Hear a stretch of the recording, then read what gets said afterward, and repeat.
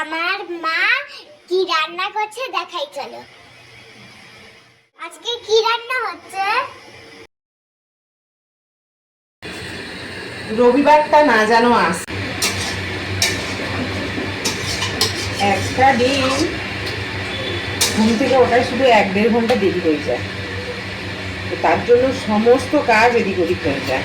না পূজা হয়, না মোছামুছি, না চান, না রান্না, সমস্তটা আমার এদিক ওদিক হয়ে যায়।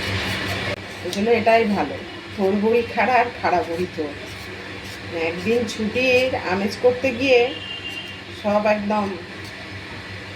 এখনই দেখো না 12:30টার মতো বাজে, রান্না হচ্ছে, চান হয়নি, পূজা হয়নি, তার উপরে মেয়েটা আছে, মেয়েটা চান করা। এখানে আছে ডিম দিয়ে লাউ ঘন্ট, মসুর ডাল, আর এই যে মানে রবিবার বলেই এত কিছু রান্না, না হলে আমি এত কিছু রান্না করি না। এটাই হচ্ছে আমার মেন প্রবলেম। রবিবার হলে আমার এত কিছু, এখনও বাকি আছে। এটা তো কুকারে পেঁপে সেদ্ধ হয়েছে, ওটাকে তেল নুন লঙ্কা করে মাখাতে হবে। রবিবার ঘরে থাকবে, নানান রকম সবজিগুলো করতে হবে, আর তার উপরে দেরিও হয়ে যায়।